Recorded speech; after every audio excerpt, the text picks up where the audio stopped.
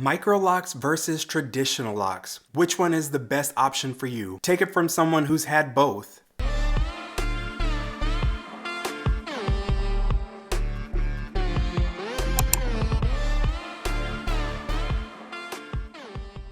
What is up, Flockers? That is my fellow lockers and aspiring lockers. In today's video, I'm going to be talking about the differences between Microlocs and traditional locks. And for anyone who is here for a video where I'm going to be bashing one type or the other type, that's not going to be this type of video. I love all forms of locks. I have been on several lock journeys. If you've watched my previous videos, then you know that this lock journey that I'm on currently is about my 4th, 5th, 6th lock journey. And so I love locks. I love the way I look with locks. I love locks on other people. I'm just part of the lockdom, and every time I cut my hair, it doesn't last for more than about 6 months before I'm like, I want my locks back. Why did I cut my hair? So as I mentioned, I've had both traditional locks, and right now I'm on Microlocs. I've done about 4 traditional lock journeys, so I would say that I am well versed and well educated on traditional locks, at least in my experience. And now I am on a Microloc journey. So let me just put a disclaimer. Anything that I say is from my personal experience.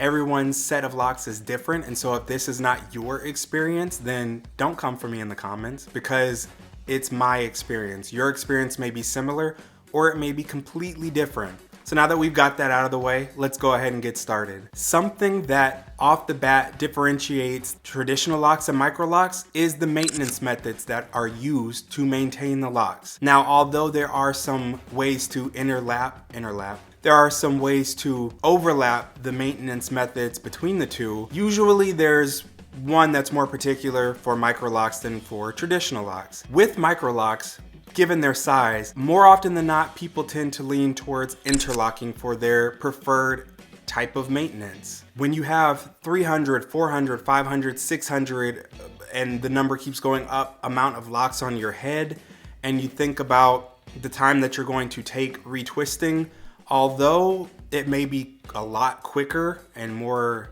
time efficient to retwist your hair, it's just not gonna last as long. And the moment that you sweat, or that it gets wet, or that it rains and your hair gets wet, that retwisting job is gonna come undone. And so I wouldn't wanna spend 3-4 hours retwisting all of these locks just for it to come unraveled in a couple of days. And I know from my traditional lock experience that retwisting does not last for very long for me, a week at most, just because I sweat easily. I have a pretty active lifestyle, and so retwists just do not last long for me. And when I had traditional locks, that was fine, because I don't mind my hair not having that freshly retwisted or retightened look. And so it did not bother me, but just something to keep in mind if you're trying to decide whether you want to go with traditional locks or Microlocs, that is something that you will have to deal with. You most definitely can retwist, and I have seen people retwist with Microlocs. We'll see long term if they continue retwisting 2-3 years down the road, or if it's just something that they're trying out now for a couple of months or for a season, and then they go back to interlocking. I'm interested in watching their journeys, because I'm just curious to know if anyone will keep up with that maintenance method long term with Microlocs. Now with traditional locks, you have not more flexibility, but you can interlock if you choose to. You can retwist if you choose to. You can also do the crochet method. Maybe there are people that do crochet method with Microlocs, but I have not heard of it and I have not seen it yet. So if you know of someone, drop in the comments and let me know. I'd be interested to see that. But with traditional locks, there is more of an array of ways to to maintain those locks. Something else that points out is the size. Obviously, Microlocs, given the name micro or tiny locks, are very small. Sometimes, depending on the size that the person chooses or the loctician chooses, Microlocs can be larger, and they can be not that much smaller than traditional locks. But for the majority of people that get them, they get them pretty small and micro. I've seen ones a little bit larger than mine, and I've seen some that are a lot smaller than mine. With traditional locks, obviously, not that there's a size chart that says your locks have to be this diameter in order for them to be considered traditional locks. But when you look at a head of locks, it's usually not one of those things that you're like, I wonder if those are Microlocs or traditional locks. Usually when you look at them, you just can tell right off the bat, those look like traditional locks, or those look like Microlocs. Again, there can be a small thin line between the two with some when it comes to sizing, but for the most part, it's pretty easily distinguishable. All right, something else is the overall appearance of Microlocs and traditional locks. With Microlocs, because they are so small, from far away, people are not going to necessarily know what your starter method was. So if you're in the starter phase of your locks with Microlocs and traditional locks, it's a lot more noticeable to people from further distances if you have traditional locks, obviously because the locks are larger.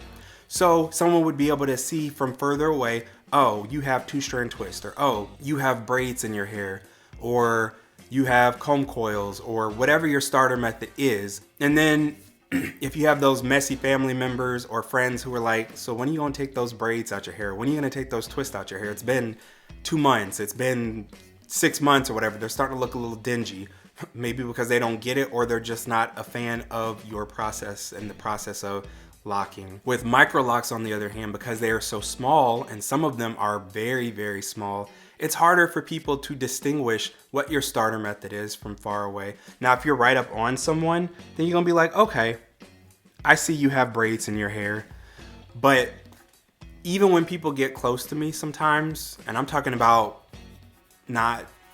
they still don't know that they're braids in my hair. You know, someone who might have had locks themselves might be able to get up and be like, oh, I see you have braid locks, whatever. But a lot of people don't know, and they just think that they're locks. Even when they're close to me, they ask if I have sister locks or brother locks, you know, all sorts of questions about what type of locks I have. Even though they're not mature yet, they're still maturing. I'm 8 months in and they're maturing and changing daily. A big topic that comes up with traditional locks and Microlocs is styling because of your parting and the sizing. Now, I would say that there's pros and cons to both. Both can come up with amazing styles, but I would say that there is a difference in the styling because of the size. With Microlocs, because they are smaller and you're able to part your hair and get smaller cornrows or braids or twist or flat twist or whatever the style that you're trying to achieve, you can get more of them, and so you're not having as many chunky braids, for example, or a chunky flat twist. You're able to have smaller, I won't say neater, but just smaller, thinner sections, and so there's a certain aesthetic that comes with Microlocs. But on the other hand, because your hair is lighter and it doesn't have the same foundation to it as a traditional set of locks would, so there are certain styles that you may not be able to achieve. Traditional locks, on the other hand, because they are thicker, they're able to hold certain things better. Like, is it the flower petal or petal? You know, I've seen a lot of people with traditional and larger locks who are able to come up with these elaborate hairstyles that just look so amazing and beautiful. I don't think I've seen Microlocs with those same flower petals, and I'm sure there are some people who have done them with Microlocs, but I just see a lot fewer Microlockers doing styles that traditional lockers do, and vice versa. So again, it's just a personal preference of what type of styling you would want to do on your head. Locks in corporate America. I would have to say that my personal experience is that traditional locks tend to be shunned more. Thankfully, society is changing, but we are still a long way from where we want to be and from where we need to be when it comes to our natural hair. And so I have been told multiple times in the past that I would have to cut my hair in order to be in the running for a position or for a job. Or I've been told that I need to cut my locks before I can start a position. And I did it because at the time I didn't have enough self-confidence to stand up for myself, or, you know, sometimes it's not even a matter of standing up for yourself. Sometimes it's just matter of fact. And as much as it sucks, that just is the way that it is right now. So if you were trying to get that specific job and trying to get that coin, sometimes you have to make hair decisions that may not align with your personal beliefs, but that align with your pocketbook and trying to make sure that you can take care of you and yours. So in the past, I have cut my traditional locks because of jobs and things of that nature. Now with Microlocs, I feel like they might be a little bit more acceptable in the workplace and in corporate America because they are smaller, because they don't have the appearance of locks, especially in the starter phases when they are, you know, your first 6 months, 8 months, year of your lock journey with Microlocs. They tend to look like loose natural hair a lot of times. Not all the time, but sometimes people's starter locks look like loose natural hair. And so I feel like there's less issue because, you know, with the Crown Act and things of that nature, we're, like I said, progressing and getting to a better place with our natural hair. I don't know why, but there's just less intimidation for people who are intimidated by their preconceived notions of people with dreadlocks or with locks or whatever you want to call them in corporate America. Are there people in corporate America with traditional locks? Absolutely. Are there people who are extremely successful with traditional locks? Absolutely. And I hope and pray that it will continue to go up, and that traditional locks, freeform, whatever form of locks people have, that it will be generally and widely acceptable, and that there won't be preconceived notions and people thinking that you're dirty and that you don't wash your hair and all of those things, but that will be for a different time in a different video. So let's talk about the weight when they are wet. There is definitely a huge difference in the weight of your locks when you have traditional locks and when you have Microlocs when they are wet. When I had traditional locks and I would get them wet, when they're short, it's not a big deal. But as my locks got longer, I think the longest that my locks ever got when I had traditional locks was probably right above chest length, or they were down at my chest, but right above nipple length. I don't know what I know a lot of women will say bra strap length or whatever. I don't have a bra, so all I can put it in references is where my chest is aligned, and yeah, so sorry. That's just, they were down to about nipple length. All right, now that we got that out of the way. So when I would go swimming in pools or in the ocean and I would come out, although I felt grand and I felt like an African king with my hair weight, you know, just my locks coming out the water, the mugs was heavy. Those drives were heavy on my neck, and it is what it is. They were heavy. I'm not talking about break your neck heavy, but you definitely feel the weight and the tug as your locks get longer when you have traditional locks, because the locks are thicker. And because the locks are thicker, they just hold in more water for longer, and it's just a larger section of your hair. So, you know, if your traditional lock is this size, then it's more weight that's on this section of your hair than if it's this section of a hair that's wet and this section of a hair. So with Microlocs, I've noticed, granted mine are still short, so I'll report back when they're down to nipple length and let you know if I change my mind on this. But even still, when I had shorter traditional locks, they were still heavier. They weren't heavy and to the point where it was hurting my neck or tugging, but there was still, I can tell a difference. These locks, as Microlocs, are a lot lighter when they get wet. I hardly feel like I have any hair on my head at all. They're just, because they're thinner, they hold in less water. As always, that's something that you have to keep in mind. If you have thinner hair and you're worried about possibly your hair being too thin and becoming thinner because of the tension and weight put on when you get it wet, if you're not one of those people that likes to dry your hair immediately, you don't like putting heat on your hair to blow dry it, then maybe traditional locks, depending on what type of hair you have and the density of your hair, you just got to make that personal decision for yourself. And that leads us into the next one, which is air drying and blow drying your locks. Air drying Microlocs, for me, it's just super quick. I can go take a shower now, and within a couple of hours, my hair is completely dry. And that's if I don't towel dry my hair. I'm talking to, y'all just gonna sit here and let me talk and got hair poking out and didn't even say anything. Lost my train of thought. Where was I? Oh, so if I go and wash my hair now, within a couple of hours, my hair will be completely dry with no towel drying, not like sitting there and patting it. I just wash it, take a t-shirt and put on for maybe 30 seconds so it can sop up any of the dripping water. And then I keep it moving, put oil on my scalp and on my locks, and that's it. It air dries really quickly. Even in the winter when it's cold, it still dries really fast.